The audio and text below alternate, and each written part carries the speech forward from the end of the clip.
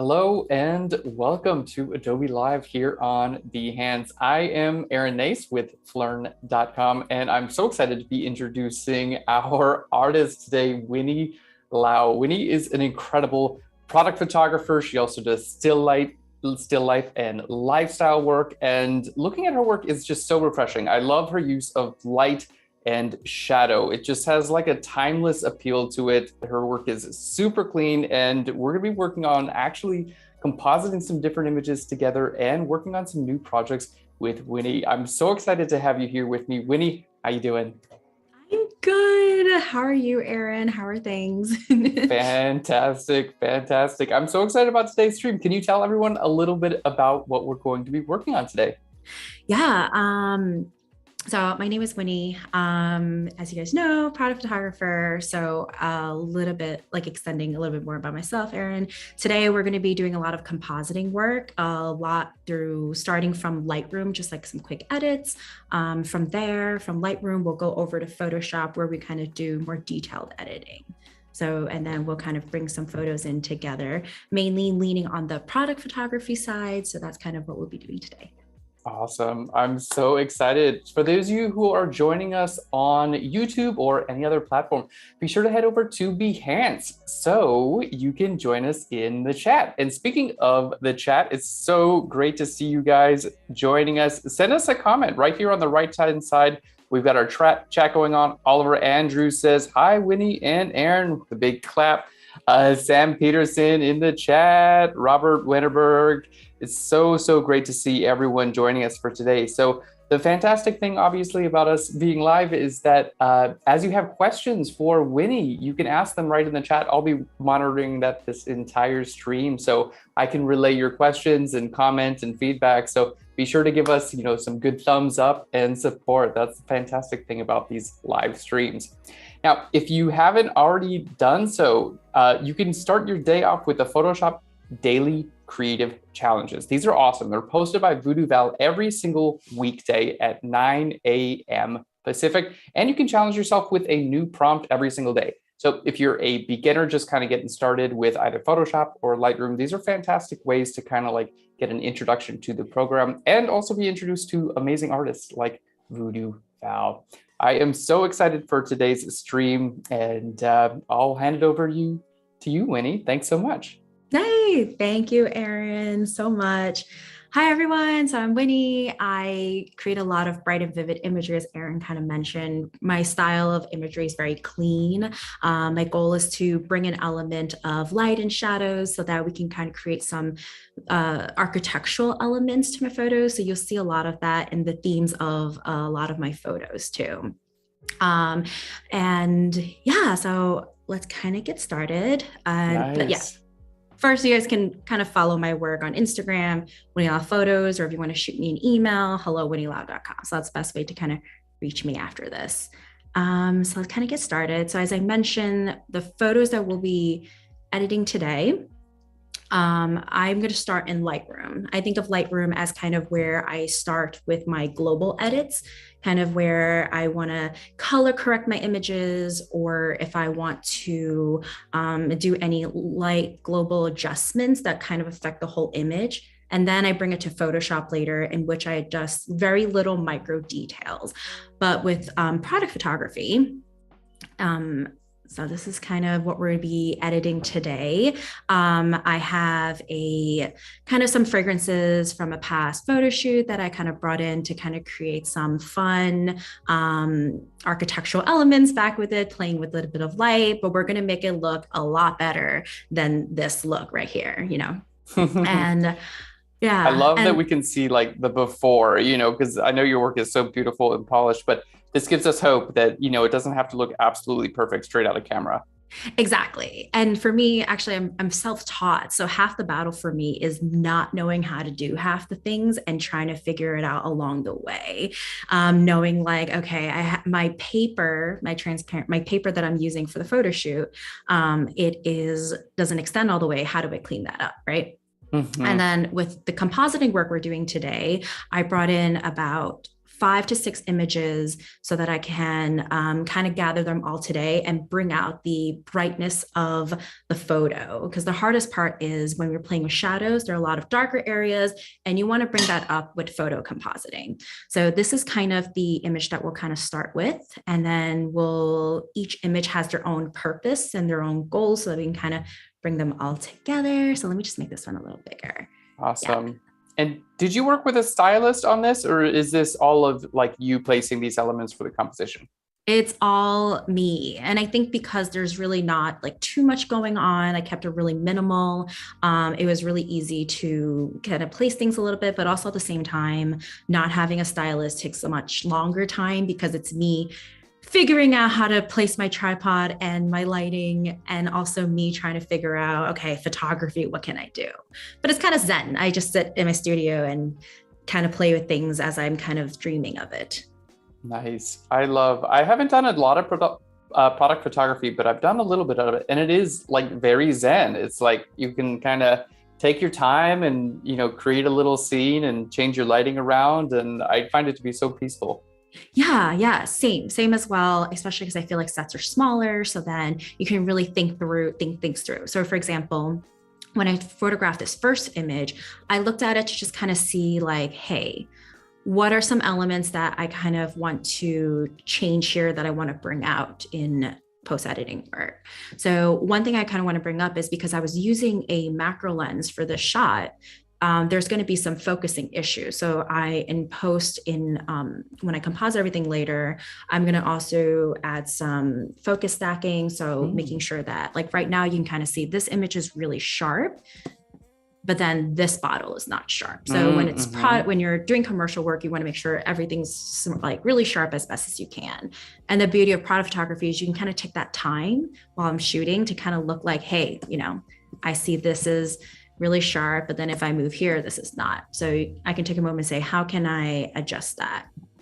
Yeah. And are you just using like a manual focus ring to like focus on one bottle versus the other? Or what's your technique for getting both bottles in focus for focus stacking? So I have a Sony camera that I kind of just touch the screen on. Nice. Little shortcuts. So what I do is, I press the little touch screen to get that amazing grace right there in focus. Then in a couple of images later, you'll see this one is more in focus. So we kind of get a little bit of that. So I'm breaking down this image, looking into almost 2 parts. I want to get this bottle looking great. I want this to look good. And then for the second part, I want this bottle to look good and this bottle and this sphere to look great. So I'm kind of breaking it down into 2 parts in how I would edit this. And that's exactly what I did here. So we have that first image. This is kind of like my base. This is the canvas. Okay. And then this is the second image that I'm kind of working with, where it's really super in focus. And what I have here is I've kind of brightened this up a little bit. As you can tell, we don't really have the reflection of the other bottle anymore. And I'm also creating kind of like a little, just creating some depth here as well. And the next image, I've brightened up the perfume bottle completely, just bouncing some light using a whiteboard and getting that to look true to life, more of a pink. And for the second part, in which I'm kind of editing the second bottle here, I've changed my focus stacking, in which I've gotten the second bottle to look a little more sharp. And I've also added some, just to make sure the background kind of looks good, just brightening up the bottle a little bit, getting some really nice kind of color here as well. And the last image that we'll use for the compositing is this right here, adding a foam board in the back just to kind of get a fun reflection here so that it's not as busy as it is here. That makes sense. So as you're looking through these pictures, are you kind of, can you talk us through the process of identifying like the weaknesses of the images and like how you go about making those things better. Yeah. I love how you said weaknesses, and mainly because I wouldn't think them as weaknesses. I just think they're things that I personally, because every single artist has their own perspective of what they want to improve, and identifying that is the hardest. And from personal experience of just kind of editing and shooting, I realized later on, like, okay, I'm editing the sphere, but I really wish that the sphere was clear. Like, I wish it was a little more crisp. And that's how I remember for later on as I'm shooting, okay, remember to, it's through experience of just kind of like knowing like, okay, I must clean this out a little bit, because I always tell myself that if you do it in person, if you move things in person, you save hours later in Photoshop. So that's kind of how I think of it. It's so true. Yeah, Photoshop's a great tool, but if you can get it to look really good in camera, it's much easier. Yeah, that's the goal. And part of it is also sticking to my branding, sticking to how I want the image to look like. So when I want a photo to look really bright, I know that I have to bring in a lot of various lighting in, whether that's in person, getting initial light, making sure that this was more lit, making sure it was more bright. And part of it was recognizing that, like, okay, maybe I can do this in post versus doing it in person. So there's also that balance too. So it's kind of just little things that I think about when I'm shooting. That's so cool. And it's cool to see that, like, compositing is such an essential part of the process, and that you think about the composite while you're photographing as well. Yes, exactly. There are certain things that while this is on a tripod, I really want to be able to get it so that later on, I don't have to think about, sudden movements or anything like that. And I can actually easily composite everything together. Yeah, I'm going to start editing where first things first, I kind of have a gray card in the back so that I can kind of get the right colors in. So I'm just going to grab that color right there. Pretty happy with that. And then I'm just going to apply it all.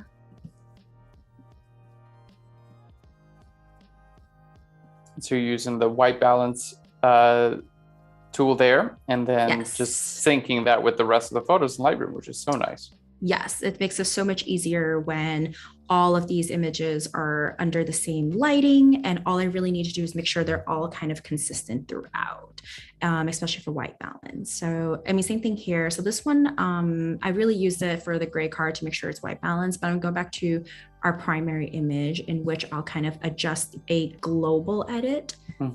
So I'm just gonna start from top down, from exposure. I obviously, based off of kind of like my style of photos, I want it to be really bright. So I'm just going to increase that exposure a little bit.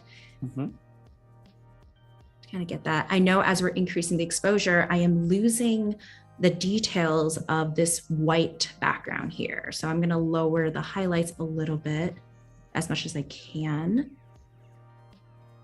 Maybe sometimes I'll lower the exposure a little bit and just bring out some shadows. That usually kind of helps with the way that I edit. So let me increase that a bit, as well as increasing some whites, maybe lowering it a little bit here and decreasing some blacks a little bit. Upping the clarity, just because that always kind of makes things a little sharper. It's a good trick. And we've got a question from YouTube here. Are you using raw photos when you photograph? Yes, I am. So the Adobe equivalent of the raw is ARW. So this is straight from the camera itself, and I just put it import it into Lightroom. Nice. And it's always important to do so, mainly because you want the images to have as much information as possible. So let's say that this is obviously more, like I'm kind of losing details here with around where it says pure grays. I want to be able to bring it back later with the details that I have. Yeah, definitely. And especially when it comes to things like white balance, shooting in RAW just gives you so many advantages over shooting in JPEG. Yes. Exactly, exactly. There's so many times that, like in the beginning of my career, I accidentally shoot a JPEG and the white balance was off, and that's how I learned my mistake, and because it can never go back ever again. I personally love my blacks a little muted. So wait, that's the white. Sorry, black is on the other side.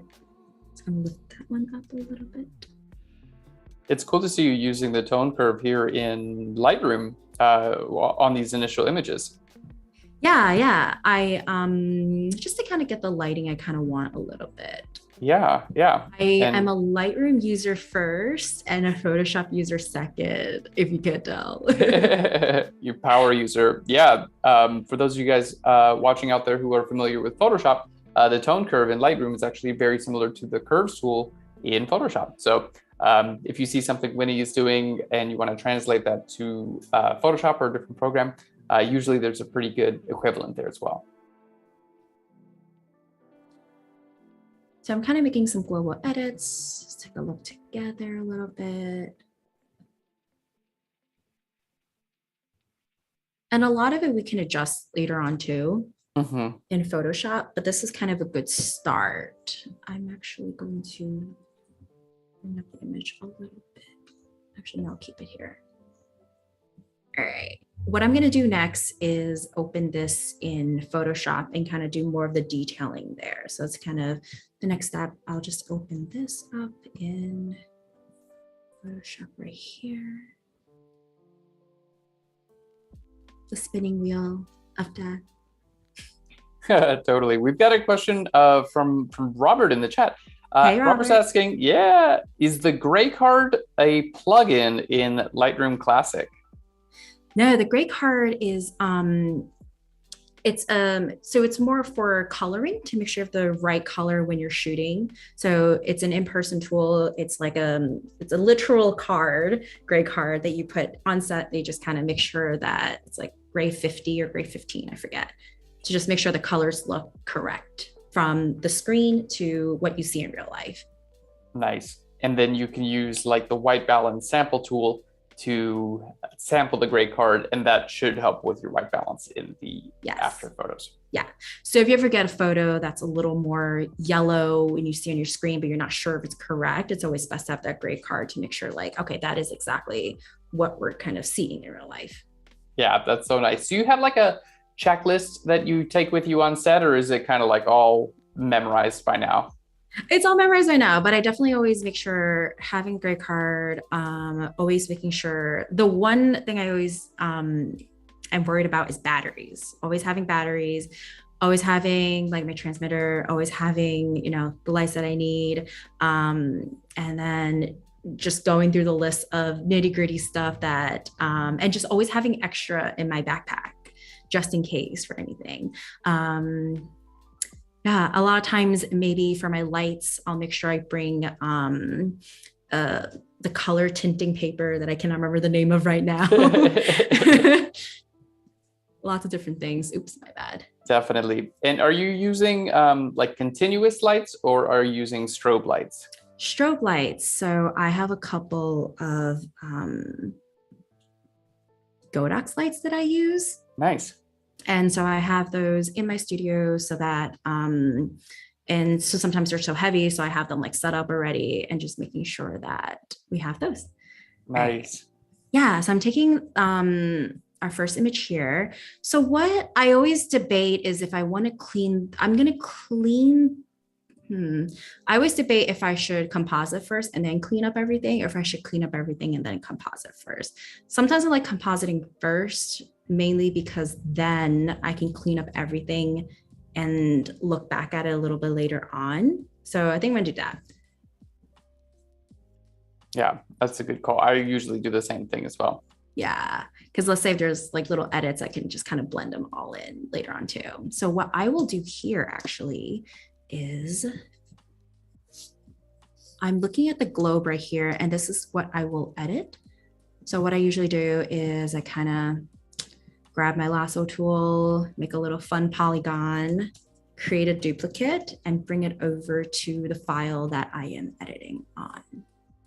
So it's kind of like here, and it looks really bad right now because it's right now just right on top of the file. I didn't really edit anything, but I will adjust it so that I'll kind of adjust the layers. So right now we can't really see much of it, and I'll bring it back in slowly. So you've got your brush tool right now, and you're just kind of painting white on the layer mask to so you can kind of see in. here, that is kind of bringing it back so that we kind of have the details of it. And I'm just slowly going over it. One thing I might do here is adjust my brush to more 30% hardness so that the edges are less soft, less feathering. Yeah. And are you using a mouse for this, or a trackpad, or a tablet? I am using, it's not a good practice, but I'm using my trackpad, but I also have a Y comb that I use as well. Sometimes when I'm doing more light, when I'm doing more detail adjustments, I like my trackpad for that. Yes. Yeah, I use my trackpad quite a bit too. Yeah, I think sometimes I'm always on the go, so I'm so used to using my trackpad to edit. It's so true. Yeah, I've definitely transitioned to a much more like mobile editing situation. Yeah. Or getting a tinier Y comb. So I'm just kind of doing this. I mean, what I could also do is use the path tool, but I sometimes like the detailness of getting all the little corners and just kind of brushing it off a little bit, cleaning it up now to what I want to see.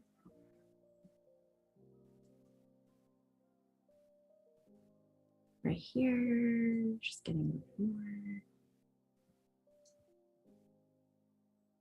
And sometimes when I don't like it, I take little short brush strokes, and then if I don't really like that, I just undo and redo that again. Right, rather than trying to like do the whole thing with one brush stroke. Exactly. And it takes some patience. And I also think that it doesn't have to be too perfect because of the sphere itself is kind of fun.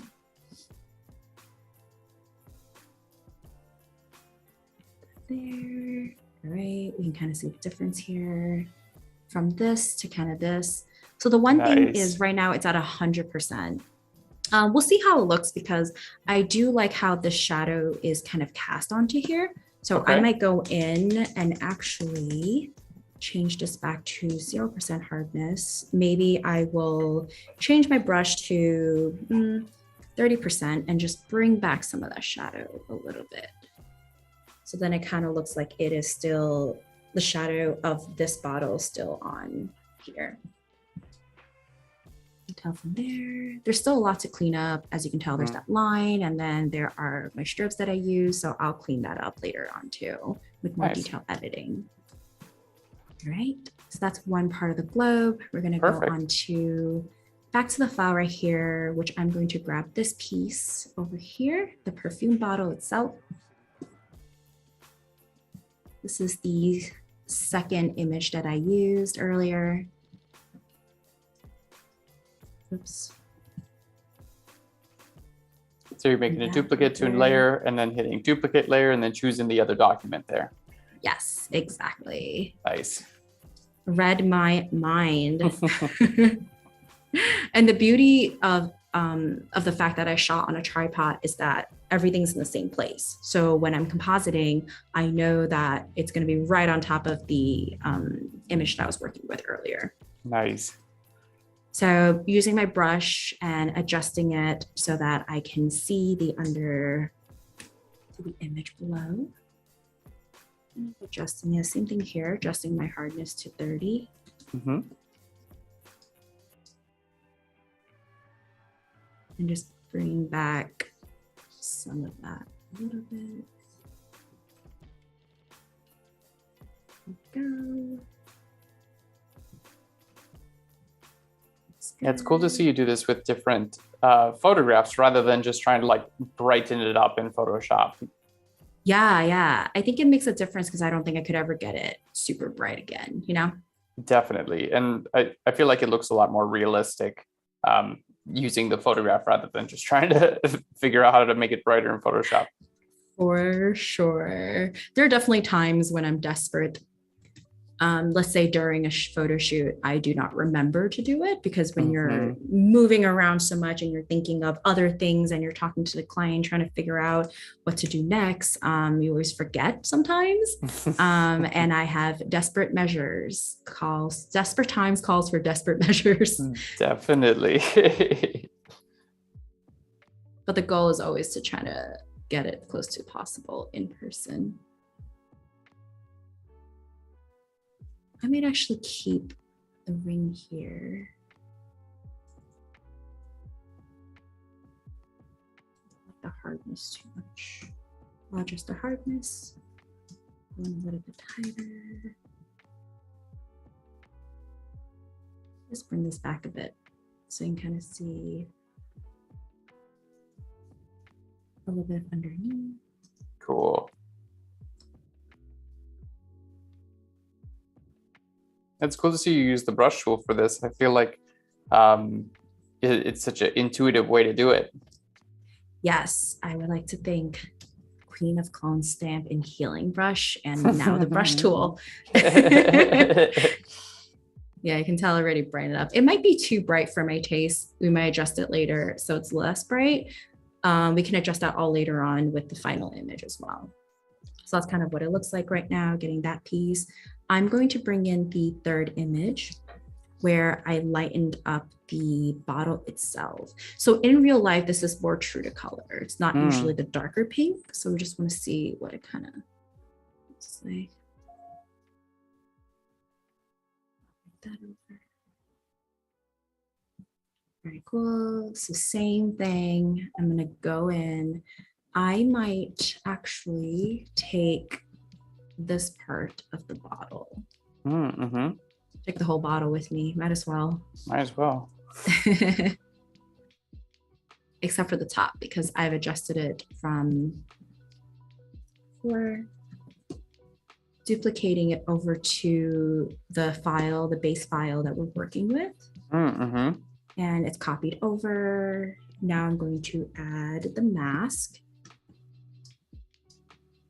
over here. Zooming in really closely. I think I might try this for a hot second. You know, sometimes I use a selection tool when I'm making adjustments really quick, and then I might just adjust the mask later. So right over here. And then what I do is when I make a huge selection, and because there's a contrast that stands out, it's really quick to do. And I just do Command I, invert it so that I get the whole piece. Oops. Nice. Super quick and easy. Yeah, exactly. I'm just going to save the file really quickly so we don't lose any information. That's the one thing that I always forget is saving. Keep saving. Yeah, thankfully, Photoshop is pretty stable, I would say, as a program. It doesn't crash for me very often at all. But yeah, always make sure to save your work. It's nothing's worse than you know, getting close to finishing a project and you lose all everything your work. goes. So one thing I might do here is actually I might do slight the edges look a little rough to me, but usually I kind of go in and clean that up in post a little bit later on. But that looks really good. And then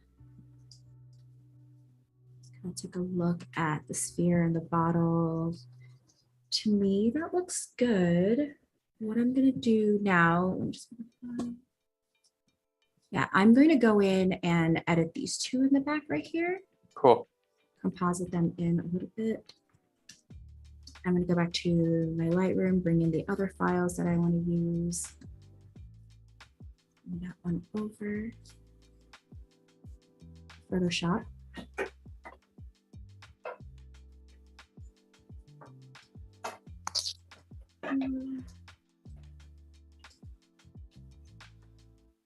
All right, what we'll do here now is you can tell this is our base file that we're working with. It's not really in focus. So I do want to make sure it's more in focus. So I'm going to bring that in with me. So I'm going to bring the whole bottle in. Cool. And it's so cool to see your workflow for this. And, you know, it just reminds me that there's so many ways to get the job done in Photoshop. There's no right or wrong way ever. Never right or wrong way. Just working with, it's really, I think half the job with photography is being able to solve a problem on the spot. Yes. Yeah. Constant problem solving. There's always problems. But the beauty of it is there's more than one way to do it. Always. Yes. And whatever works with your individual, you know, workflow and style, you know? Exactly. We've got a question from the chat here on Behance from Ferry is asking, is curious to know if you're using a medium format or a full frame camera. I am using a full frame camera. Which camera are you using for these pictures? I'm using a Sony A7R3, I believe. I've had it for a very long time. Very long time. Really gets the job done. It's a huge file, which is great, so that if there are any details, I can adjust it. As you can tell here, I did the same thing as I did before, but you can kind of tell that the label is slightly off. So I am actually going to undo my mask. Bring in the file here. So sometimes when, let's say I accidentally kick the tripod, or let's say I might have shifted something while I'm shooting, it happens, it's inevitable, not perfect, but I will go in at opacity 50%, bring in the file and just move the file until it's aligned again. So unfortunately, sometimes that happens with composite work. Totally, that's a part of the job. Yeah. Have you ever used any of the automatic alignment tools in Photoshop? No, I've never used that before. Oh, they're so nice. You can we should maybe try that again. Try that. Yeah. Yeah, after you get to a point with this, if you want to, I can kind of talk you through it. Yeah, definitely. I mean, I do love that there are so many tools in Adobe that helps ease up, that makes our life so much easier. Definitely.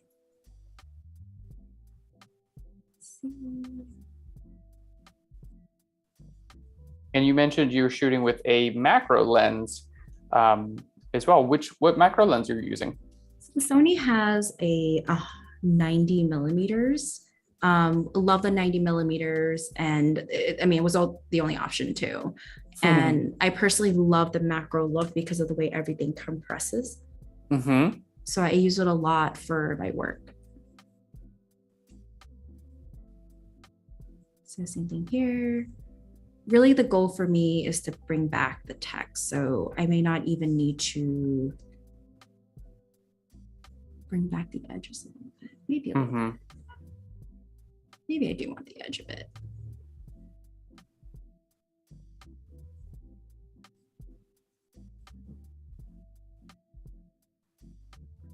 So I'll use a little bit of adjustment here, clean that up a bit. Okay, cool. That looks good to me. I'm actually going to see how the image looks here. I do like how bright the bottle is, so maybe I'll kind of lightly brush it over a little bit. Yeah. So what I usually do is maybe I will get an opacity of 20% of my brush and just kind of bring a bit of the coloring in the back so it's a little brighter. And it's only because I already have that file. Because if not, I will use levels, or maybe I'll use curves a little bit to bring it back. You can tell it's a little brighter, so we're going to close it. And now it's more in focus. Yeah, that looks good. Something else we'll do is, let me check the other file, kind of bring this into the next to the photo here. Use my brush again. change my opacity back to 100.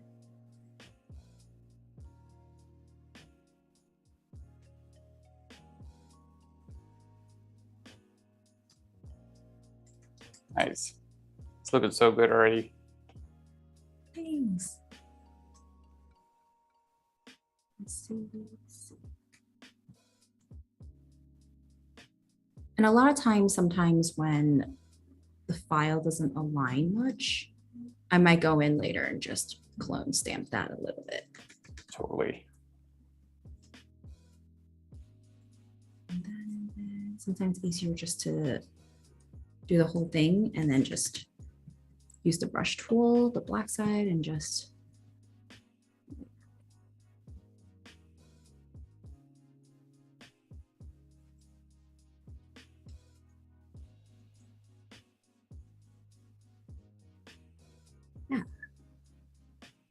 and cleaning up the sides as well. Nice.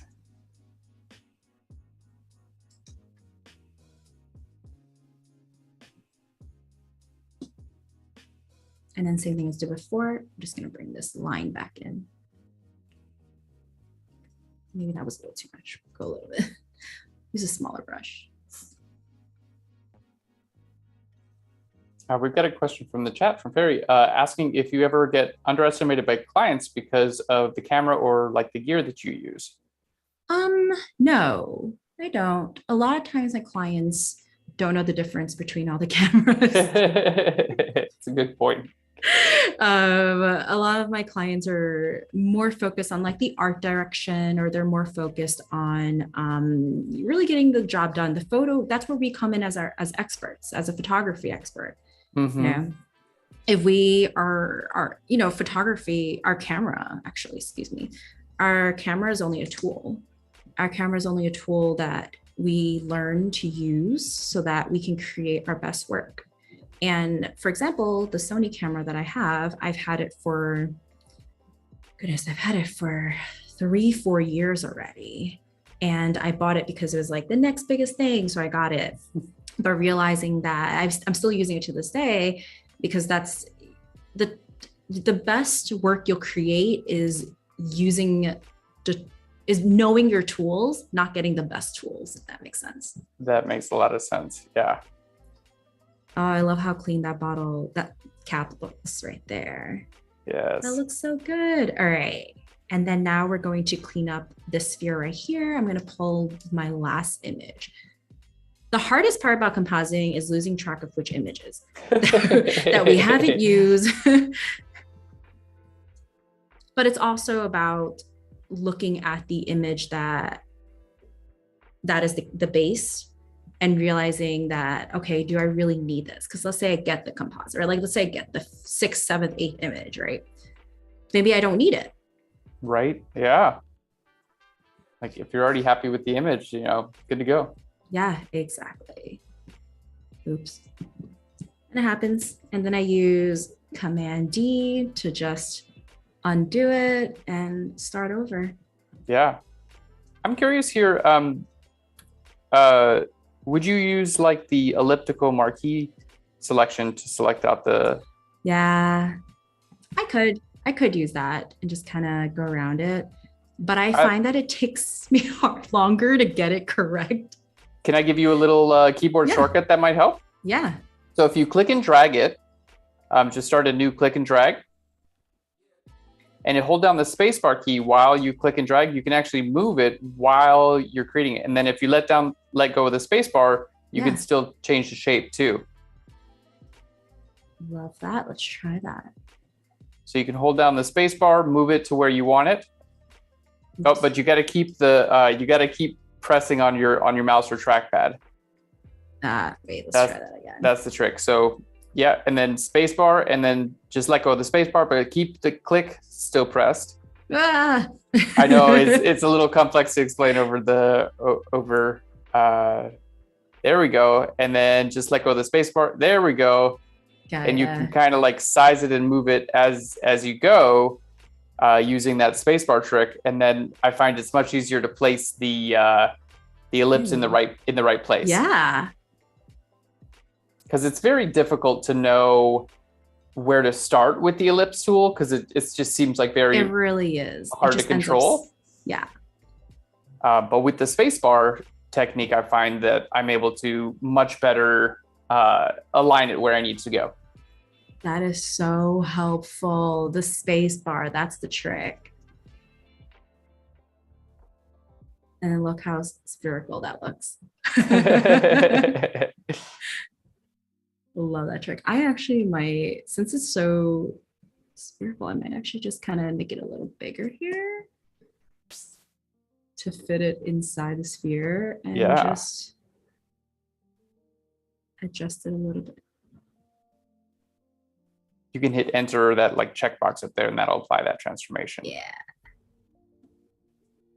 One thing I might do is actually just clean up this edge right here and might keep the sphere this way.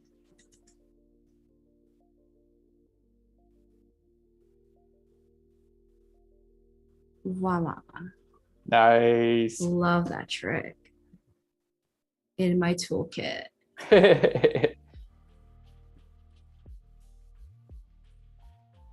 always try to learn, like, you know, at least something small every now and then. It keeps me on my toes, you know?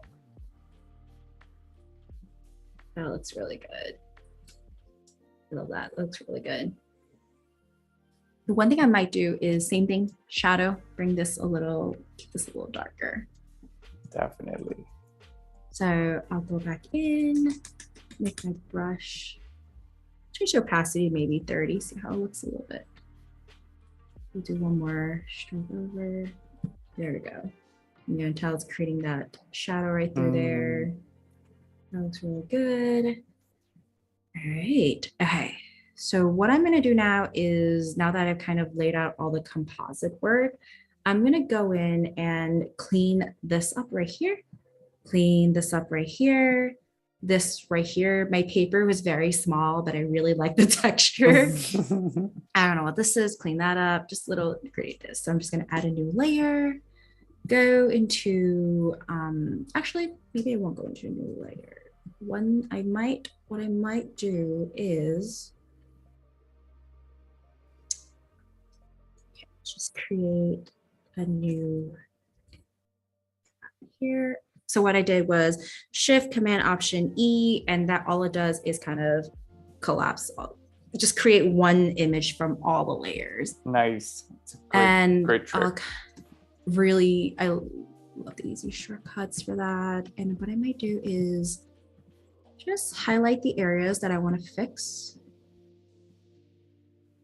These are the big surfaces that I want to correct a little bit, and then we use content aware.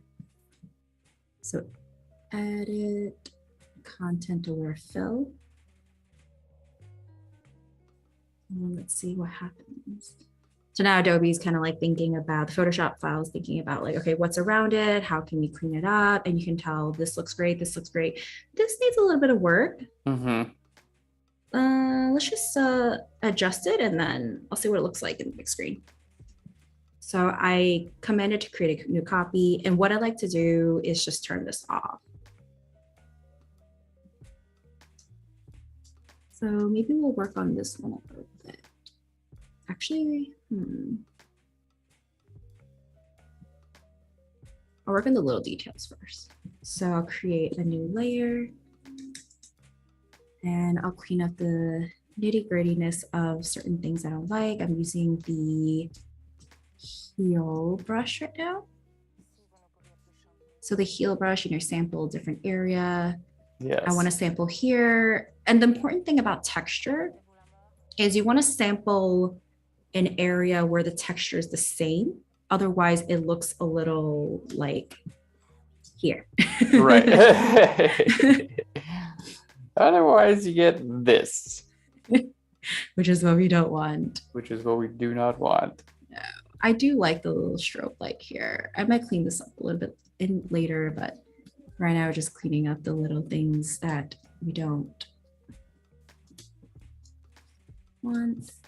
Sometimes I have like stuff on my screen like on my laptop screen. I'm always trying to like heal it out. And I realize it's like a piece of dust on the actual screen. I'm like, oh my God, I'm I've done crazy. that so many times.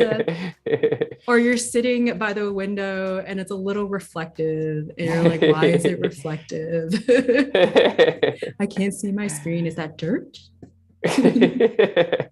I'm going crazy. Yeah, especially after staring at the computer for hours or what, you know. Oh yeah. I feel like I do marathon editing where I just edit for hours and hours and hours. And then when I look up, I'm like, the real world is a different color. Yeah, it's like blurry and like, where am I? Why do I feel so weird?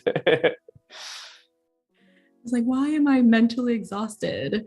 I love to edit with like a good TV show. I'm that type of person That's where, what's up. Yes. yeah, I know a lot of my friends do like podcasts. A lot of my friends have co-working sessions. I'm kind of a mix of co-working sessions and also late night TV show binge editing. Yes. What are some of your go-to shows? Ooh, I actually need a new show. I'm done with the current ones that I'm watching. But I had just finished Abbott Elementary, Oh, I haven't the seen first season. That one, it's a comedy. It's great. Oh, I must also note that I can only listen to comedy because that. otherwise, if it's drama, I can't focus. It's like I'm focusing on the TV show. But Right. yeah. So if you look at the image right now, I kind of cleaned up the little details of it, but it makes such a big difference because now we're focused on less of like the little light, hitting here and like the little dirt there. I think we're focused more on the bottles themselves. The hardest part about texture is getting it right. I think I'm going to take a shortcut and I'm just going to crop it out. Always a good option. Yeah, actually, I'll do that at the end. We'll do that later. When in doubt, crop it out. Yeah. But if I were to tackle this, I think I would probably have gotten a comped image of the paper and just extend it all the way. Additionally, I can also do that. It's just kind of get a cut out of here and then just kind of extend it all the way as well too. Yeah, especially when you have that much detail, reproducing texture on that scale can be quite difficult. Yes, I'm actually curious to know. I personally don't label my layers, but I'm curious to know if people label their layers or if they don't label their layers. Yeah, let us know in the chat and give us some suggestions for new shows Winnie can watch also. She's looking for comedies. So I tend to just group similar layers and then I'll name the group. So I don't name the individuals, but like I would, in this case, I would maybe like group the first like 5 or 6 layers and just call that like comp or something like that. And then I would group the next series of layers and then call that like retouch or something like that. Yeah. I mean, the best part about that is we can almost see what we did before and what it looks like after. Exactly. It looks so much brighter already. Exactly. And I think it's, if the files are just going to be, if you're the only one working on your files and they don't ever get too complex, then I don't think there's any pressure to name layers or things like that. I find that when I hand off files to my clients, it really helps if I group everything and then label those just so they can kind of turn things off and on and know what is what. Yeah. That's really true. I think it's a lot of times for myself, I'm reviewing the files internally with me, myself, and I. So I don't usually have to label it, but I've sat there many times going, what did I do here? Yeah. Sam says, I definitely name the layers to cut down on stress deep into the file. I feel that, Sam. Yes, that's really true. With comping, you definitely need that. Yes. And Sammy says, go watch Unbreakable Kimmy Schmidt. Oh, yes. That was really fun. Did love that. It's a very bizarre show, but it is really good. It is very bizarre. I just rewatched the entire show recently as well. Kimmy Schmidt. I love it. That's a good one. So right now what I'm doing is just really cleaning up the bottle a little bit. And love using heal and clone right here, just to kind of get that nice like gradient look to it here. So what I'm looking for really are little bumps, little spots that may not, whereas the bottle may not look clear. Maybe it's the light hitting it, maybe it's from a different layer, maybe it's something else. So like, for example, you can tell bottom right here, it's from the sticky. There's like a little bit of, the expiration date on the fragrance bottle. So what I'm gonna do is just clean that out a little bit as best as I can. So it looks a little smooth. Definitely. And are you putting like sticky tape on the bottom of your like bottles and things like that to keep them in the same place, or they just kind of set there? Well, but they're so heavy, so they just stay there. Yeah. But let's say I was wiring something, so I would try to keep it as sturdy as possible. Nice.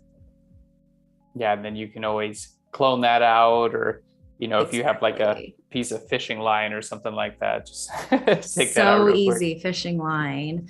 Sometimes I have done this in a shoot where I didn't have any of that, so I used a pair of chopsticks from lunch. Nice. Good trick. Why not? In order to kind of like wire fruit or something, or I don't have fish wire, but I do have chopsticks. Right, problem solving, like you said. Like, what else is around here? All about problem solving. So yeah, you can kind of tell here, got rid of like that weird light reflection. It's a little cleaner, not my best work, but it's a little cleaner there. Yeah, definitely better. And then same here. And then I'm gonna blend this a little bit. Nice. And this is all with the healing brush tool. All with the healing brush, my go-to.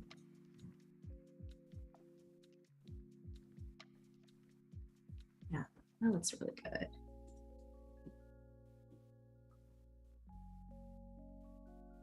I like that. That's really good. You can tell there's a bit of repetitiveness here, so I might just pull from here and just redo that a little bit. And just clean this up a bit. That. Yeah, that looks good. Same thing here. Got a little bit of like it's from the light before. Then we clean this little spot here. Yeah, that's nice. It makes a big difference. Just nice and simple. Let's do that one again. Oh no, I made it worse. Always happens. All right, that looks good. Only takes a couple of tries sometimes. I will keep this light because I do kind of like that. And then we'll do the same thing up here. Yeah, with all those little like specks and things like that. It really is. All the little things that maybe I forgot to clean up. Maybe there was like, what I love looking at later when I'm retouching is, my hair got on there. Oh no. Cleaning it up. But all we're doing here is really clone and healing. I'm just kind of going through the image and just cleaning up any spots that we see. Do you ever use like compressed air or anything like that to clean off the stuff before you photograph it? This is the perk of working with a prop stylist sometimes, is they do that for me because I don't remember. Right. Because I'm thinking about the photo itself and they'll do it for me. But what's great is, when we have a little bit of, cleaning the camera sensor, the little rocket thing. So we can always use that in order to just clean little details if needed. Yeah, that's nice. Just like squirt some air on something. Yeah. Microfiber cloth is my best friend sometimes, just getting dust off of things. And I also have cats. So the hardest part is finding cat hair later randomly ends up in my studio, of course. And I would just everywhere and just clean up the cat hair. We don't have any of that here today, but it's a thing. But yes, that looks really good. Same thing to the bottle. What I might do is clean this little funny thing. We got a question from the chat. Fairy's asking us, where did you learn product photography? Um, I learned product photography being stuck in my home during the pandemic. There we go. Good thing to learn. Nothing else to do. So I got some skincare that I had lying around at that time because we are very much invested into skincare during 2020. Yes. And I had just gotten my strobe lights right before the world closed. And from there, I started just playing around. Literally, if you can see, I have a dresser right behind me in my home. And I just started shooting from there and just started practicing. Actually, went to a Behance Live to learn more about product photography. Oh, right on. Yeah. Well, hey, look at that. Full circle. Full circle. Maybe someone in the chat becomes a product photographer after this broadcast. If you do, let me know. So what I'm gonna do now is still cleaning the bottle cap just to kind of give it some depth. So you can kind of tell between the old image right there, you're getting reflection of the corner, cleaning that up. And like recognizing that, recognizing that takes a little bit of time, but that's kind of what I look for when editing. Same thing right here. I'm gonna set this actually to 30.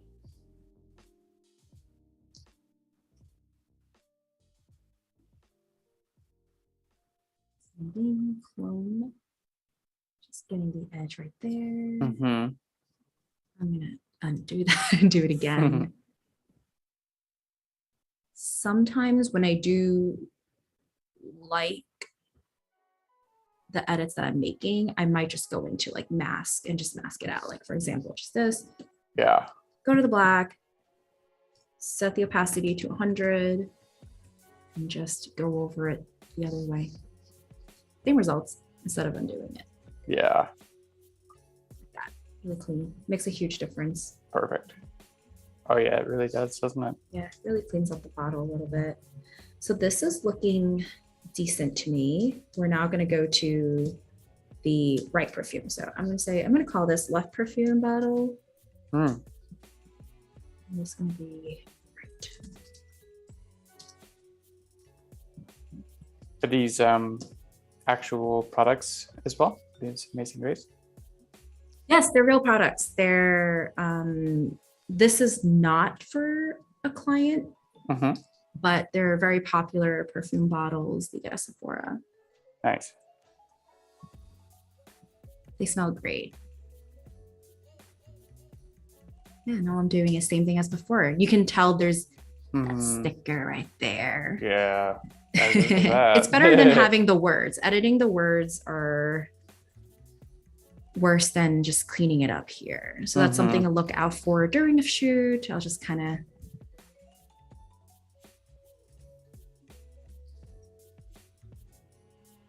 this one might be a little, this one, I'm just gonna undo that a little bit. It might be a little harder that way. So I'm just gonna clean it up this way. Yeah, it's a pretty big area to remove. It is. I think the best thing about it is that it's clear. So we could just kind of blend it in somehow. It is a little blue, so maybe potentially I could change the hue a little bit.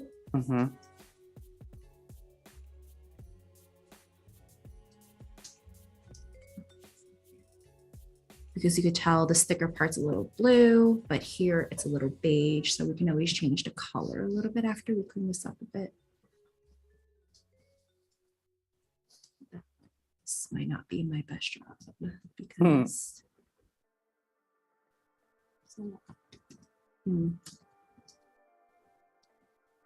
when in doubt, I just move on to another area. Totally. That's the best way to do it. Yeah. Just like, let's find something easier. I'll come back to this hard part.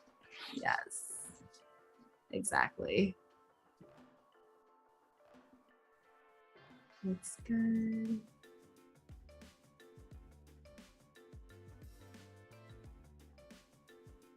I feel like we've all been there.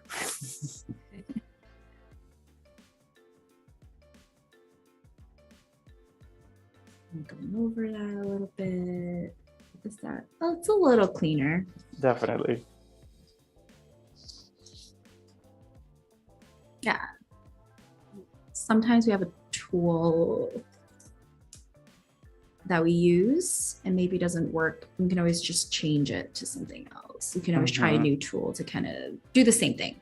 Yeah.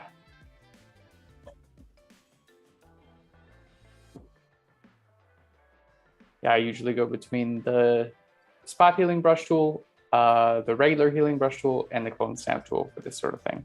Mm-hmm. Same. And the hardest part is there's no way to clean it up in person. Right, yeah. To avoid it. I do shoot. Yeah, exactly. I do shoot with post in mind, so that I am aware of like what I need to edit later on. Mm-hmm. Do you write like little notes and things like that? Kind of remind yourself? Yes, yeah. Like so after a photo shoot, I'll just like send myself an email just to remember kind of what we talked about. I don't know if I can get rid of it. But at least when I can't get rid of it, I just try to make it as uniform as possible. So for example, we have this like strip right here of just blue. I'm just going to extend it all the way so that at least it's it's a little more uniform and doesn't look out of place.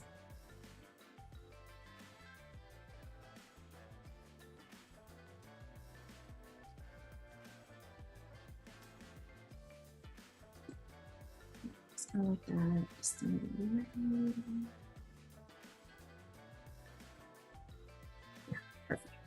that. Same thing to the other side.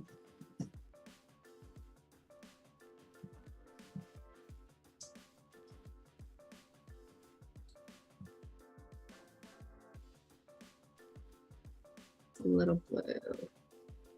Perfect. There we go. That looks good. Yeah. Yeah. And we'll just get rid of the blue hue a little bit.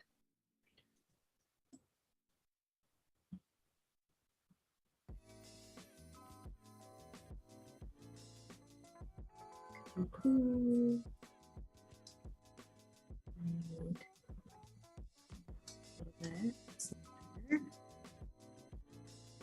And go to other parts of the bottle a little.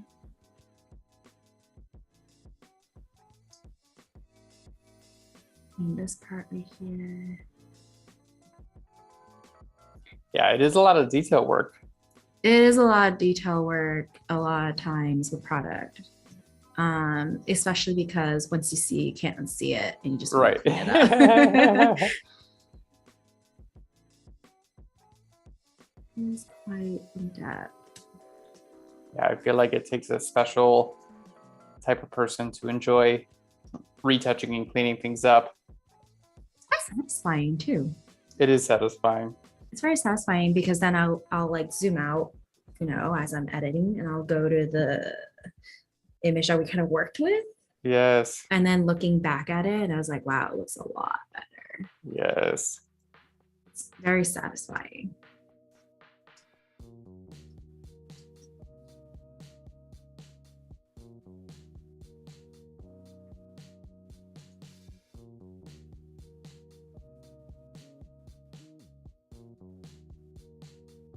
Kathleen says, yes, Winnie, you're so talented. Hi, Kathleen.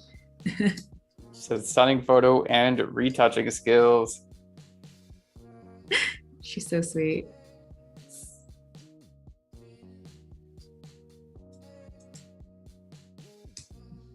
And then there's obviously some dust, and I'm just going to clean off the dust a little bit until there's dust here.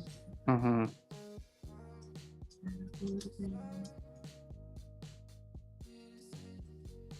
I think I did a pretty good job cleaning this during the photo shoot.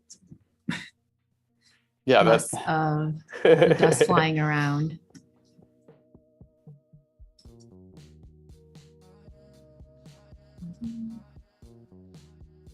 Yeah, all those little like light reflections and things like that. Yeah. Yeah. Sometimes they're really pretty and I'll keep them on. Mm-hmm. Sometimes I find them distracting from the overall photo. Yeah. And I just take them apart.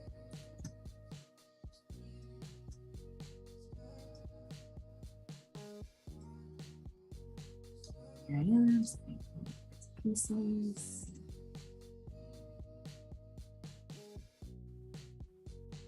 And sometimes I could spend hours just editing one image.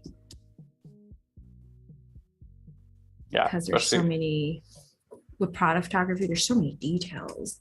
So much, and kind of get in your flow, and you know, next thing you know, it's dark out. Yeah, really, it's like, oh boy, how did that happen?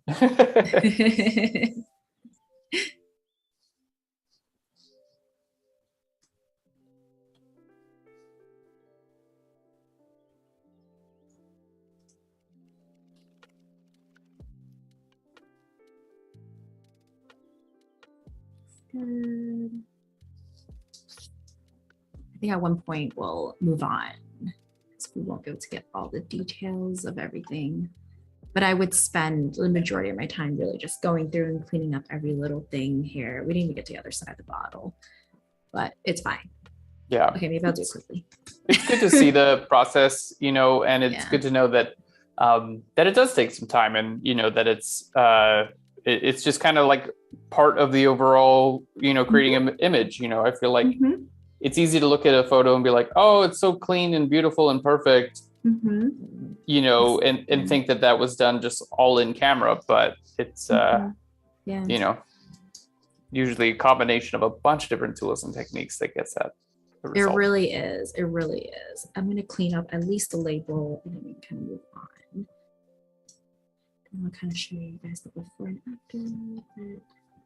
So we zoom out a little. Looks like before we did anything. And then after we added the comps, after we did the detailing, every little detail kind of adds up and creating this.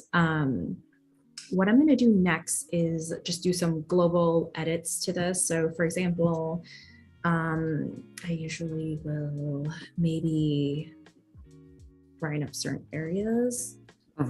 So I just grabbed a curve layer, just kind of lifted up the curve a little bit so that it's brighter. And I'm just going to look at certain areas and just kind of go through it.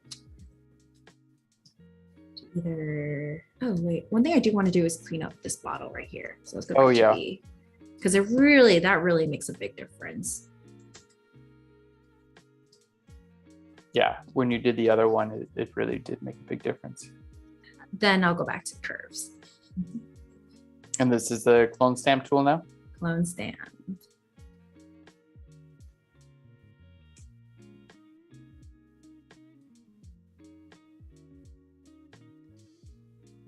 Just getting a nice curve right here. I'm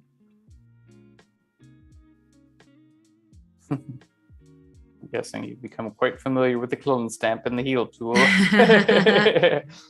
Very much so. I kind of want to know, where is everyone tuning in from? And what do you do product photography or other kind of photography, or? Yeah, let us know in the chat. Where are you guys coming in from? Kathleen says, you have so much patience. Yeah,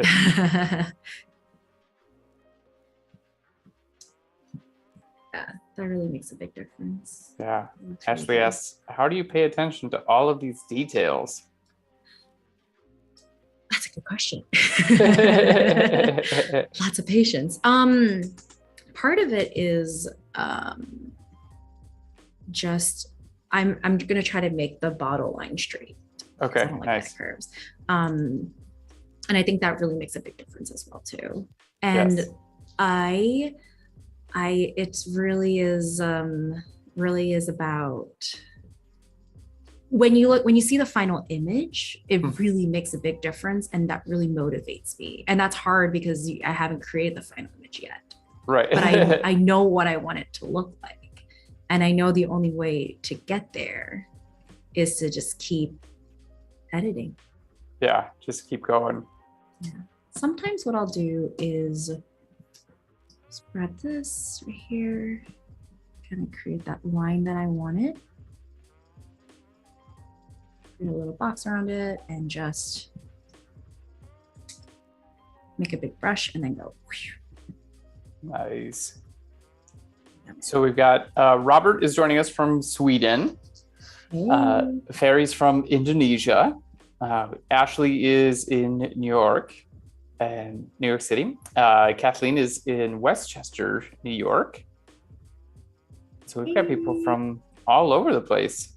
And Kathleen is a creative director for fashion and lifestyle brands, conceptualizing and producing photo shoots and social media campaigns. Kathleen's great. Nice. Yeah. And I think the hardest part sometimes when we create that straight line, it might be too straight. You're right, yeah. And I have to go back and like, okay, let me just clean up the lines a little bit. Too perfect. Too perfect. Yeah. And Emily is joining us from Brooklyn. Yeah, welcome back, Emily. Some of these are my friends for supporting. Oh, fantastic. Yeah. So great. So good. It's always good to have a good friend group to come and support you. So yeah, so I love that. That looks really good. So I always love seeing the before, seeing the after. One last thing, cleaning. Actually, I kind of really like this. One thing I'll kind of adjust here is brightening up certain images, darkening certain images so I can kind of get it to the level that I want. So here I have my curves tool. I've brightened up the image.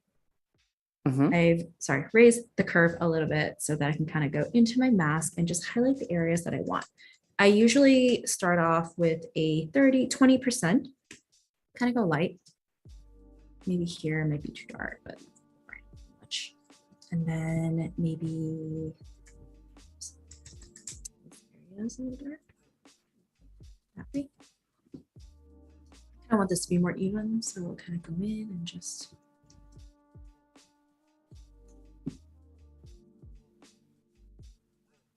You can kind of tell there was that line right there. So I completely undo it, make my brush a little bigger.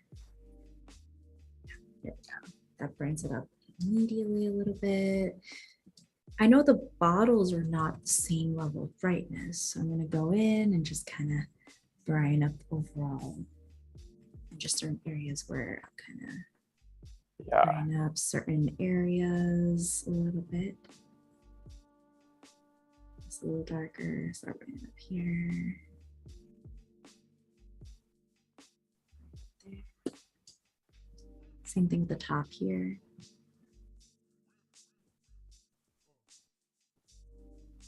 That's cool. Makes a big difference. It really makes a big difference. Yeah. Then I'll go the other way where I'll darken certain areas. Okay. And kind of darken right here a little bit. Nice and subtle. Cool. Exactly. I think that's why my images are so clean, is I do a lot of detailed lighting work later in post to make sure it's a little more even. Yeah, I can see that. It makes a really big effect too. Yeah, kind of brings the image just like closer in dynamic range a little bit. Like, yeah, exactly. Yeah. So you still have. Yeah, I like that. That looks really good. This cap has been bothering me. It feels too bright. So I'm going to go in back to the comp a little bit. Which one it is, not that one, that one. And what I'm going to do is actually go to my curves tool, just only edit that and just it. So it's not as bright. Oh, that works really well. Yeah. And then I don't like that it affected this as well. So what I'll go in is just mask out that part.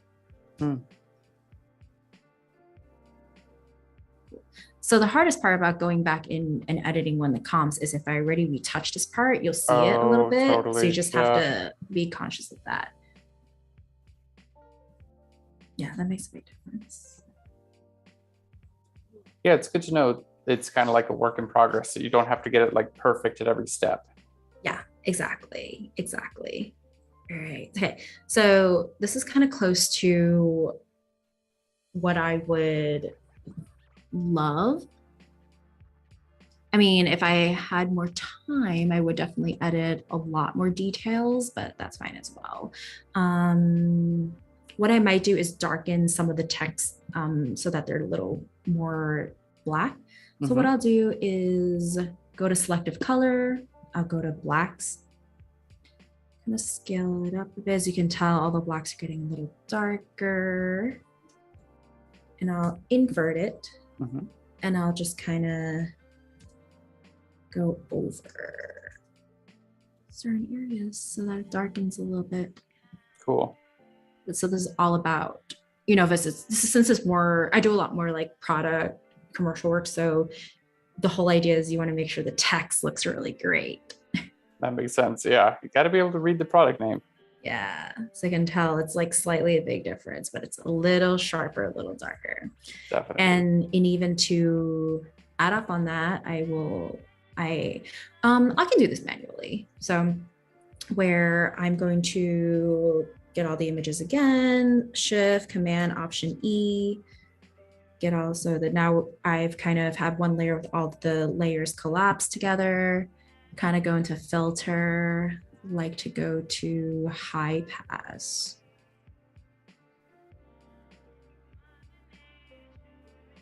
I haven't done this in a while because I just set up an action. I know, right? Those actions are so nice.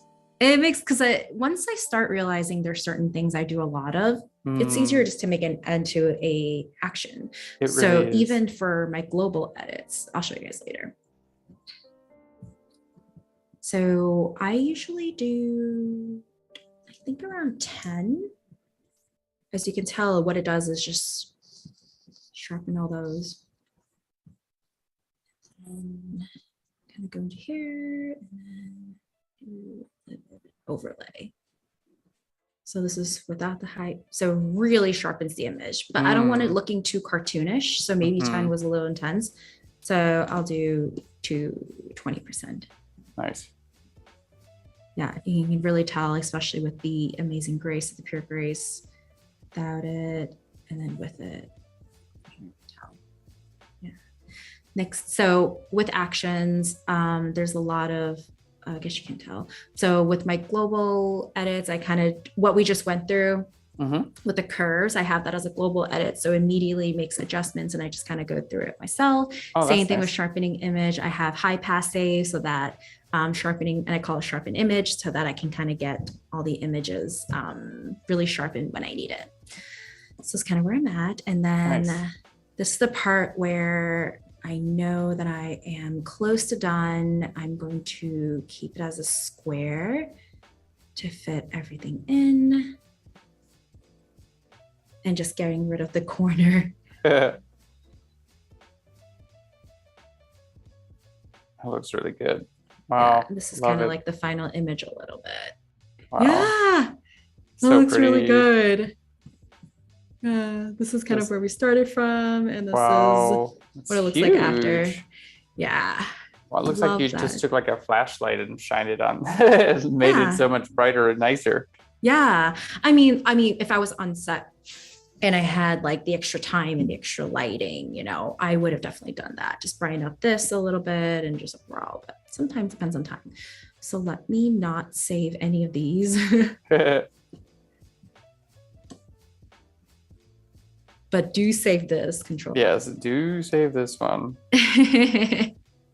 Wow, it's such a big difference. Wow, it didn't even take like that long too. A lot of like detail work with healing and clone stamping, but it paid off. And I really like what you did with the caps of the bottles as well, with the clone stamp tool kind of coming down and removing some of those reflections. Really clean that up quite a bit. Yeah, really is distracting. If I, you know, and then in post too, maybe I'll clean this up, make it more of a curve. Maybe I'll like get more of an edge here and like clean the little aberrations a little bit, you know. But those are kind of things that I would look to do in post-production. And if we go back to Lightroom, the file should be there. So this is like the finish. This is kind of what we started with. This is actually what we started with before Whoa. before we edit the white balance. Then we color corrected it here. Then we went into Photoshop and did detailed work. And that's kind of where we put everything together. So like I personally will be putting this in my portfolio. I really love how it looks. Yeah, so that's that. And then we just kind of get this is the image before and the image after. Nice. Yeah. Oh, come on, so great. Yeah, does anyone have any major questions for me? Maybe we could take like a 2-second pause for that. Yeah, everyone says the crop is great. That really made a big difference. And yeah, everyone's just so excited about the image. Love it, love it, love it. I think what I would do later on too is there's not enough space here. There's so much space here. I wish I could expand that later. That's just stop thinking through. Yeah, maybe content aware Phil could possibly do that. Yeah. I do have a couple of other images that I have prepped as well too. Fantastic. So kind of go similar look right here. I use the same products to kind of create a different look as well. I think the beauty about having different props is you can style a different way, create a different image because you can change the angle, you can change the layout, Yes. This one is not, the edits won't be as detailed as the other image, but same thing is you can tell that first things do, as we've done before, we're going to go into Lightroom to color correct, fix the white balance, fix the lighting adjustments, bring it into Photoshop and get the nitty gritty details of it. So, nice. But I'll review the photos that I have that in order. So what I was thinking about when I was shooting to make sure to get certain comps. So this is the image, the base image we're going to work with today. It's a little blue. Mm-hmm. It's a little, you can tell that this pink is not the same pink as what we worked with before. Right. So we'll definitely do some color adjustments there. And then right here, I actually adjust this. So I kind of want a bit of more deeper color on the cap. Mm-hmm. Right there. And then same thing right there. I wanted the cap. I really wanted to get that nice, clean look to it. And then I came in here in order to get a fun, kind of like a shadow right here to just kind of play with the image later. And then right here is for the spheres, just to kind of get like a fun look on the spheres right there so that it's not, because the sphere is reflecting what's above it, right? So I wanted to kind of make sure that it's a little more uniform color. We'll see how that looks. It might not look good. It's good to have the shots though. You can use them if you need and not if you don't. Exactly. Yeah, exactly. And then here you can tell I use a foam border to kind of get this, because you can tell here because of the way the light hits it, it's actually blown out completely. So I grabbed a whiteboard and just placed the light there and said, hey, we're going to use that as our edge for the bottle. Nice. All right. Okay, let's get started. That's great. Do you want to try the stacking and the auto image align tools? Yeah, let's do that. Let's do it for this image. I think it'll look really good. Let's try that. Cool. So let me first color correct it on Lightroom, then we can bring it to Photoshop, right? Yeah, good call. Yeah. Love that. So I did not use a gray card here. I couldn't find the photo, but I'm gonna use because this is the same background and the same table, I know that I can still use the same gray card from the last image. So cool. I will use this, go over there and sync the settings, check none, just white balanced. Instantly looks a lot warmer, looks more true to life. Go into develop mode, same thing, top, bottom, go adjust the exposure. I will brighten it up a little bit. I will lower the highlights just a little, shadows just a little bit. bring out the whites a little. And then just the blacks. Up the clarity. I usually like around, oh, that's too much. Maybe it was 10. So sometimes I usually have everything kind of saved. So I've user presets like done so that I can just adjust it as I needed to. Yes. Because I recognize how I shoot. Right. So that I can adjust it later on and just save myself some time. So you can tell since I've used the presets that I already up the clarity, I adjusted vibrance, same thing. The tone curves already adjusted and everything else a little bit. I'm just going to put these to 0.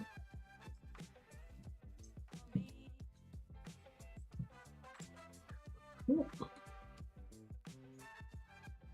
All right, kind of like what we're doing here. Just going to do a overall sync on everything and just bam. Cool. Yeah, it looks good. Big difference. Looks good. Yeah. Okay. Ready for you, Aaron. Teach me your ways. Okay, cool. So I like to just go back to like grid mode. I think you can do it here, but I usually do it with grid mode. So I'd like to hit G for grid mode or hit that. And then you can actually like shift click all of the images that you want to open in Photoshop. So if you shift click them all, and then you can right click on those, and then you can go to edit in right there, and then you can say open as layers in Photoshop right there. So I'll do that sometimes, and then it'll just kind of like put them all into the same document for me. And it's like, you can see it's kind of like working. It's kind of putting everything together, which is just can save you some time. I know you have a great workflow with like copying from one image to the other. In this case, because they're already in the same document, I guess you could use just like layer masks to mask things in and out. But I think the nice thing about this is the auto align. So once these are all together, there we go. Almost done, I guess. Almost. Oh no, that is everything. Oh, that's this is just the other image. I'll close that out. Fantastic. So now you can shift click all of your layers, and then I believe it's in edit, and then you can go down to where it says auto align layers right there. And then I usually just keep that on auto. It works really well, and hit OK. Yeah. And if there's anything that like moves subtly or is like in a different place, it'll move, but it'll also warp and skew and transform to keep everything like in the same place. Yeah. The funniest thing is I use this when I create stop motions, because a lot of times, you know, it's the same concept. You know, you're putting a lot of layers together so that you can make sure it looks seamless. Definitely. Yeah. And then I think if you just like turn those layers off and on, hopefully they're all in like pretty much the same place. So hopefully make your job easier if you want to like mask things in and out. And yeah, you can see it did move some layers around and everything looks pretty well aligned. That's great. Not perfect, but pretty well. Pretty close. If anything, we can just shift it later too. Definitely. So what I will do is this is my base layer. So I'll put that on the bottom, and everything else I'll just kind of turn it off for now. Yeah. Go in. And one more keyboard shortcut. If you hold Alt or Option and click on that layer mask, it'll make a black layer mask. Good to know. Yeah. So one thing is, a lot of times doing the auto line, I'll just crop it in a little bit so that I know what I'm working with. A little bit of just like that. Nice.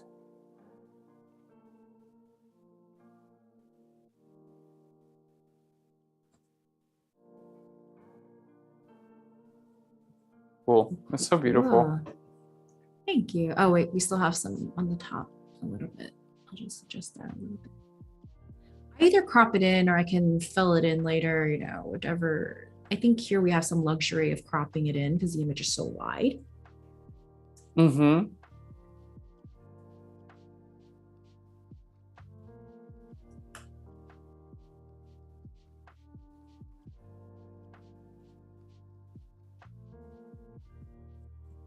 Yeah, and those images are so large and detailed. You can really you can really crop it, and you still have a ton of information. Exactly. Especially with like my Sony camera itself, there's so much information there. Right. So this is the image where I was adjusting the bottle cap right there. So let's do that. Let's just go from bottom top. Same thing as you mentioned, we'll kind of use, I'll just use the auto select and see if it works out. It's close. It's doing its thing. Look at the whole cat. Wow, cool. A little rough, but let me do that. Actually, let me undo that. What I like to do here sometimes is smooth out the border a little bit. And so when I mask it, it's sometimes smoother. Maybe that wasn't enough. And I'll just undo this part here.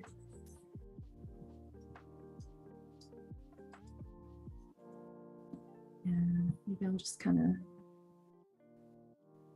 I got one more keyboard shortcut for you if you're interested in it. Yeah. Teach me everything, Aaron. So sometimes with the brush tool, like if you wanted to like brush the edge of that, you know, obviously because it's on a diagonal, it would be pretty hard to like just draw a perfect straight line. But if you hold shift, so if you click on the top of it and then hold shift and then click on the bottom of it, it'll actually draw a perfectly straight line between this, right? Oh, just with the regular brush tool, actually. I just tried that. Brush. So you could click down first. Yep. Shift. Click. Then... Oh, sorry. So you can just click on your first point, just like click, and then hold shift and then go to your next point and then click, and it'll draw a straight line between those 2 points. Oh, that looks really good. I think I need a smaller brush. Let's see. Let's actually set this to 40. Like, nope.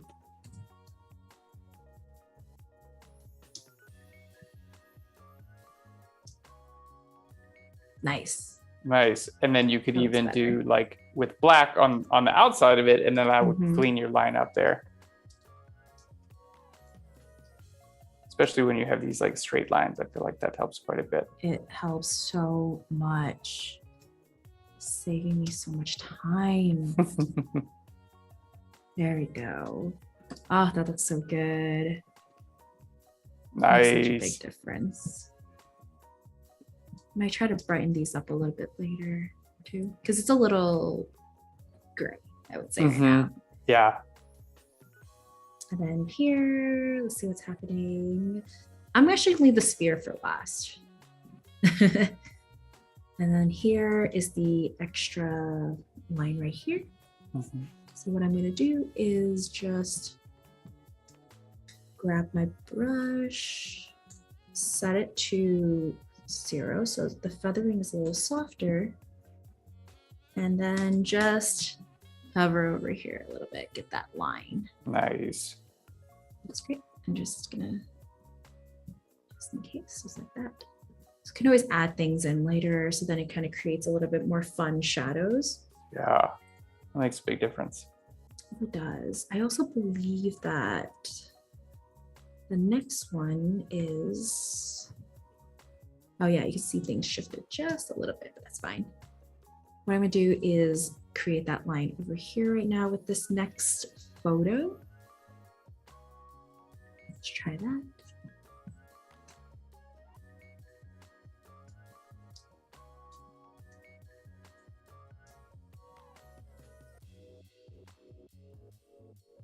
Go.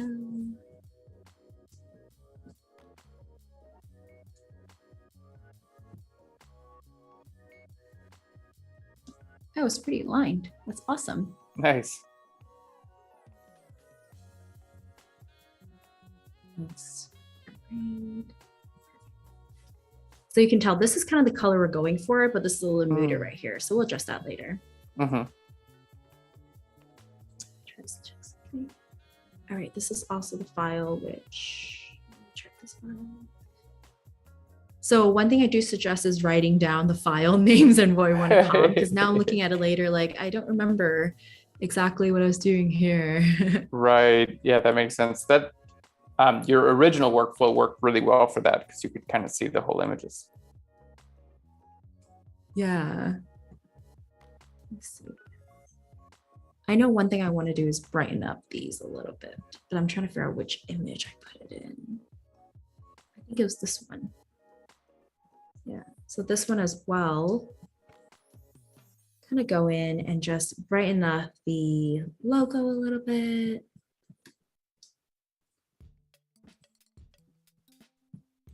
I'll actually just use a brush and just gloss over it.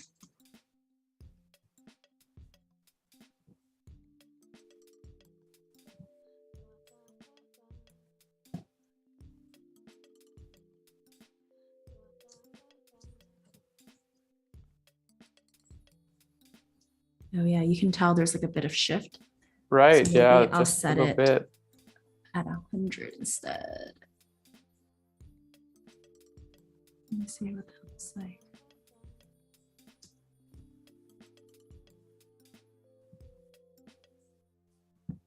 Now, I think what I'm going to do is, it's funny because this is fine, but this is not. I think I'm just going to undo that. And this, for this image, it's bright enough that I can just use curves later and brighten it up a little bit and bring back the pink, because I don't want to lose that. That's really key, is I don't want to lose the darkness of the color, but I do want to bring out the overall image a little bit. So we'll leave that for last. Nice. This, I think we're going to do the sphere.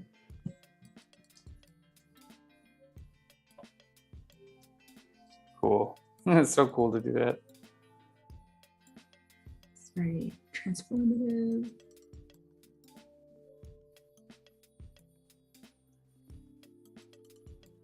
So fun. It kind of looks like a crystal ball. It does. Where did you get those spheres? I got it on Amazon. Nice. Yeah. But alternatively, there are some shops here in New York that you can get acrylic spheres. And that's really what you look up. I know like there's one in Chinatown called like Canal Street that also sells like acrylics. I always recommend getting it there too. Nice. Hardest part about acrylics, they scratch easily, so gotta take good care of them.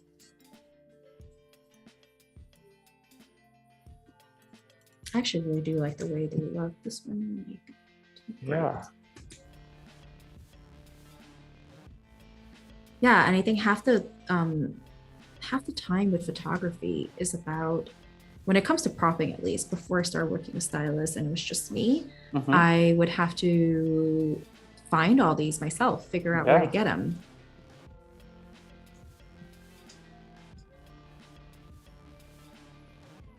And sometimes half the battle is being creative and using things that never would be related to photography, but like the chopsticks.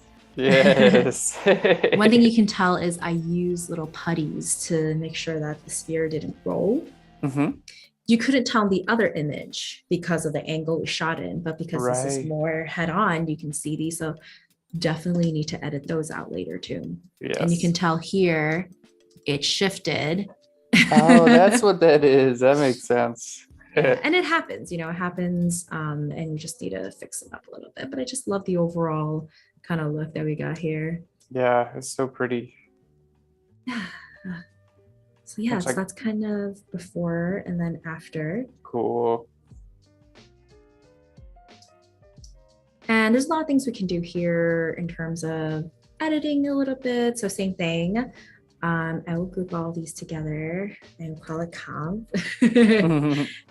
I start a new layer, and this will just be like dust. And this is where I go in and I just edit all the little, things that were stuck in my camera sensor, edit that out, edit this out, I don't know what's going on here, edit that out. And then these monstrous things too. These are going to Yes. be the hardest about these is because some of them are in shadow, some of them are in light.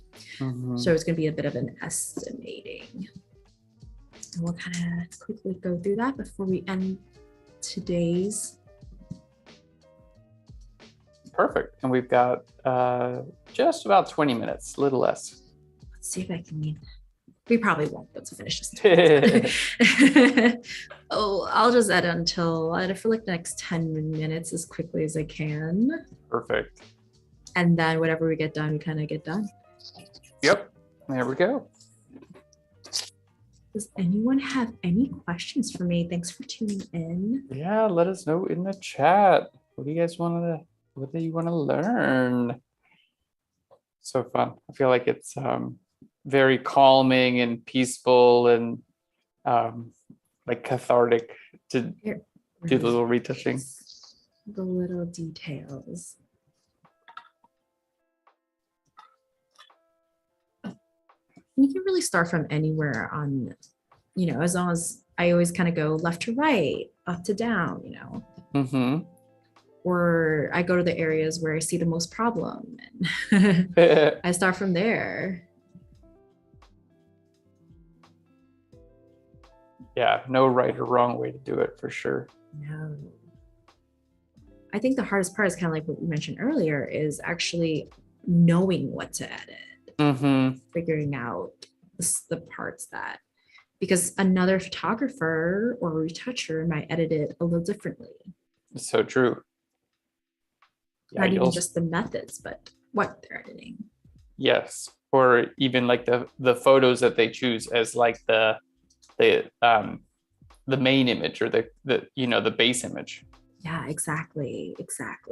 It really varies. Yeah, it's so funny. I'll sometimes finish a photo shoot and then show images to some friends, and their favorite images are usually different from my favorite images from the same shoot. Yeah. I've definitely had that happen to me before too. And I think that's the beauty of being an artist, is that we all have different loves and interests and what drives us, and I think that's what creates great stories. You don't get that a lot in commercial, but my friends who do a lot of editorial work, you do see a lot of beauty in it. This is one of those parts where I'm editing the corner and realizing it is my computer screen. Keep going over that corner. Why isn't it going away? Yes.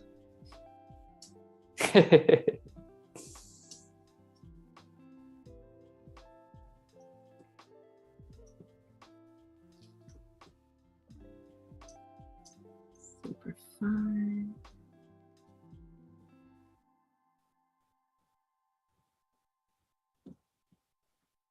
These are the little dusters. I think I got them all.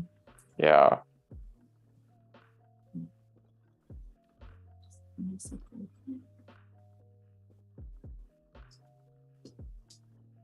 then, okay, I'll get to these little.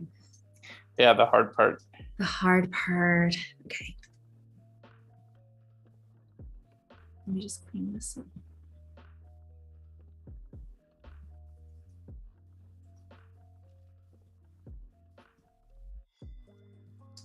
Looks good. All right. I'm going to go to my hand-dyed clone stamp. Nice. Yeah. It's a tool for the job for sure. Yes. And we'll tackle this together. Yeah. Curious to know how. And so the way we kind of look at the image, we see this bright part, a little bit of color, this gray part, a little bit of color. So I'm trying to extend that all the way as if it was still curving. So that's what I'm trying to do with my clone stamping. Yeah, that's definitely tough. I wonder, it's looking great already. Yeah, looking really good. Good to know. I never really know until I'm done with the image. A couple of ways too is I could potentially cut this part out and then rotate it. I've done that before for my shoots. Totally.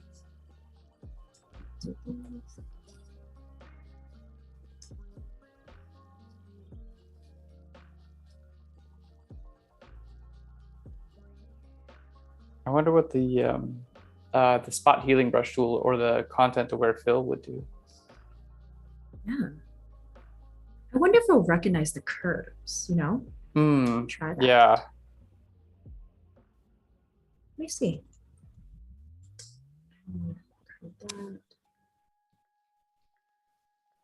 I wonder if it would recognize anything at all.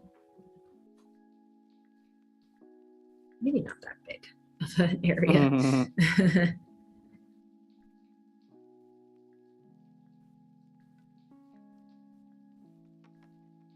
Maybe something like this. Nice.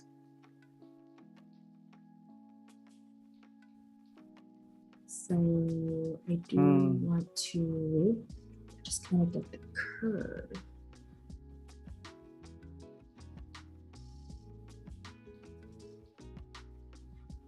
Yeah, interesting result, maybe. Not perfect just yet. Yeah, I don't think it's really working. So I'm just gonna cancel it. I agree. I agree. But we tried it just to see. Because it really does work wonders sometimes. Yes.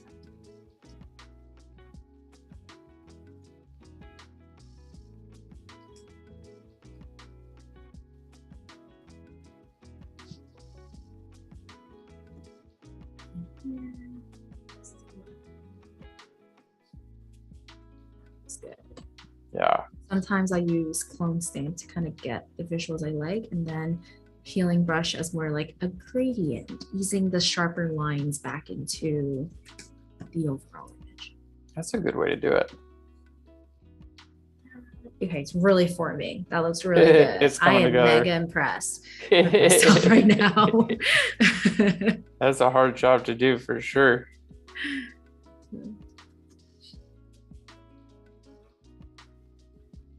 Cool, cool. That looks good. All right, zooming out a bit. Can't even tell. Yes. No, that looks really good. I am very, very impressed.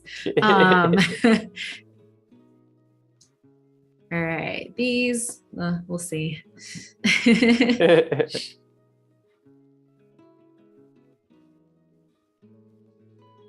So I'm using clone stamp right now. Nice, that looks good. Kind of get that. And since this area is a little darker, I'll use this to get this.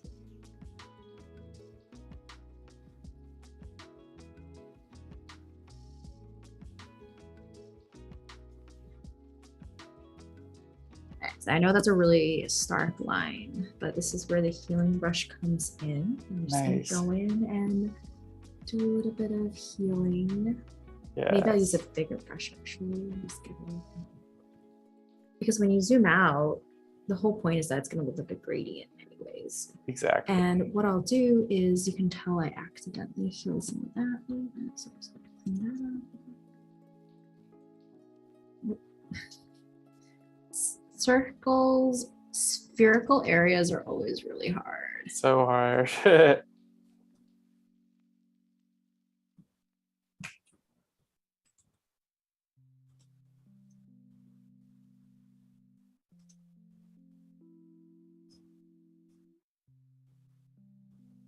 Looking good though. That looks really good. There we go. Nice. Yeah, that actually looks really good. I'm gonna leave it like that. Perfect. And then this one might be a little tricky. I always say it's tricky and then I get it done. Right. And you're like, you do it perfect your first try, and you're like, oh, okay, never mind. I'm good. That's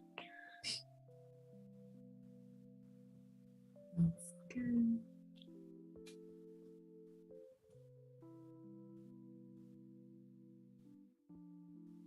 Yeah, That looks good. that looks really good. Yeah, good job with the healing brush tool. That worked really well.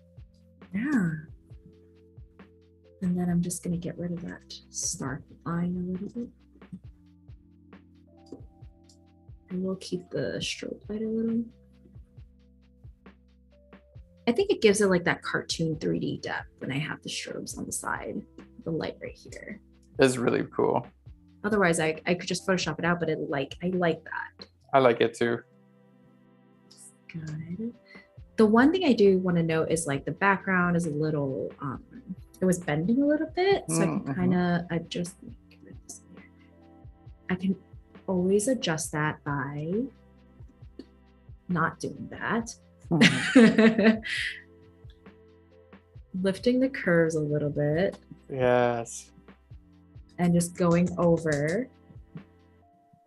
I learned this because I was watching someone edit skin. And this was the way that they would edit skin. And I was like, I can apply this to product photography. Yes. And immediately you can tell that the background is a little more even. It is, definitely.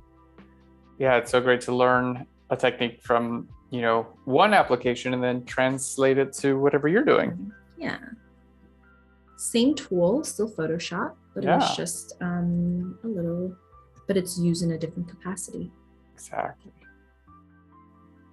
And then tell immediately that a little bit.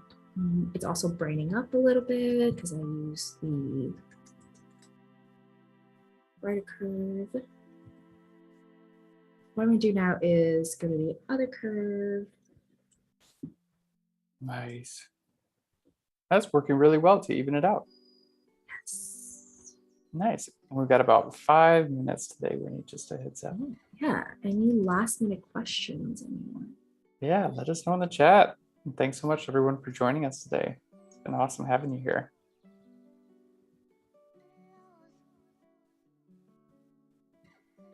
You can tell it's evening out a little more. So what I mentioned last time was, I'm going to label this as background. Nice. Yeah, that looks way even. Looks really good. Oh yeah. And I'm going to use this to brighten up the overall image. You know, I mentioned earlier that I wanted to brighten this up a little.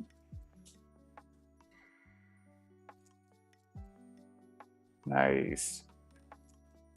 It's not exact, which is fine. Right.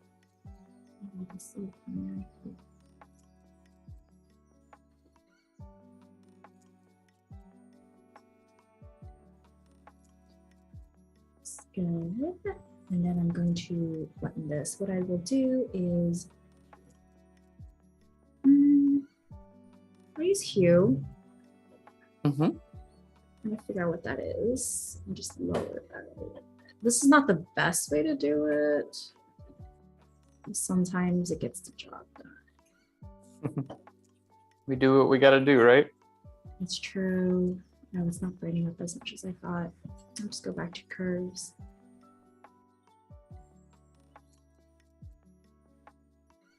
This is my speed editing.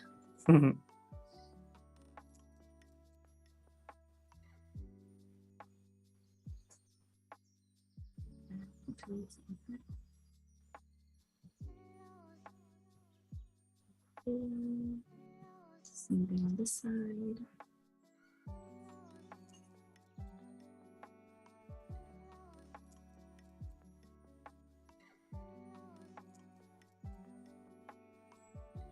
Nice. This looks so good.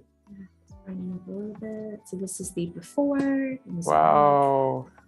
This is the after. Cool. Just really brightens up the whole image. Same I love it. Before. And then after. I mean, there's a lot more we can do here. I will also crop this as well. Well, let's sharpen the image. So good call. This is the sharpening image tool in action. This is before the sharpening, after the sharpening. Just kind of gives a little judge. Crop it into a square.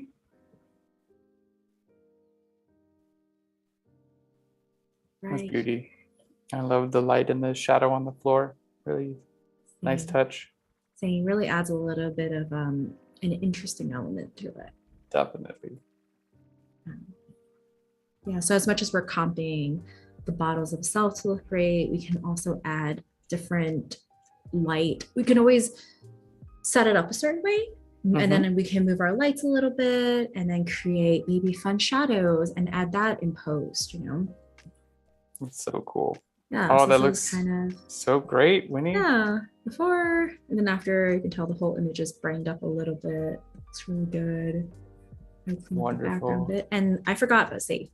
Can you tell everyone what we're going to be learning tomorrow? Yeah, so very similar technique and sense of photo compositing for product photography. But what we will be editing tomorrow is this more of a movement, Oh, more of cool. something with a little bit more action. So we've got some water drops here and how I'm going to compile them all together to kind of create um, the pretty image. Amazing. Amazing. Well, thank you so much, Winnie, and thank you so much for everyone joining us in the chat. We're going to be back tomorrow at 9:30 a.m. Pacific for part 2 of Compositing Product Photography with Winnie. Stick around for this week's Illustrator Daily Creative Challenge with Claddy from Print My Soul. Claddy is awesome. You're going to love it. And following the Creative Challenge, join Danny Vo for graphic design live stream and learn how to efficiently create packaging design. Thank you so much, everyone, and we'll see you soon.